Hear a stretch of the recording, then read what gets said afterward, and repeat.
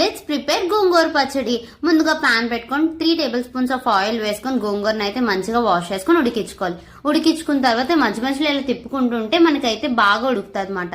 Next ఇప్పుడు వేరే pan లో కొంచెం ఆయిల్ వేసుకొని దాంట్లో ఒక 50 గ్రామ్స్ ఆఫ్ ఎండుమిర్చి వేసుకొని పక్కన పెట్టుకోవాలి.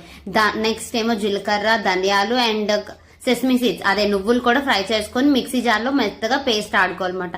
మీకు ఒకవేళ మెంతులు ఇష్టమైతే మెంతులు కూడా వేసుకోవచ్చు, ఆ ఫ్లేవర్ నచ్చితే. అండ్ దీంట్లోనే రాక్ సాల్ట్ కూడా వేసుకుంటే సరిపోద్ది. అండ్ కన్సిస్టెన్సీ ఇలా వచ్చిన తర్వాత వాటర్ అంతా ఉడికిపోయిన తర్వాత ఆ పౌడర్ పైన వేసుకొని మంచిగా మిక్స్ చేసుకుంటే గోంగూర పచ్చడి అయితే రెడీ. నెక్స్ట్ ఇప్పుడు తాలింపు కోసం మనం అయితే 3 table spoons of oil and as usual తాలింపు వేసుకొని దాంట్లో కొంచెం వెల్లుల్లిపాయలు అటు ఇటు దంచి లాస్ట్ లో ఇంగువ కూడా వేసుకుంటే సూపర్ టేస్ట్. వేడి వేడి అన్నంలో కొంచెం నెయ్యి వేసుకొని తింటే చాలా అంటే చాలా అద్భుత అంటారన్నమాట మీరైతే. For more videos subscribe our channel. Bye గా.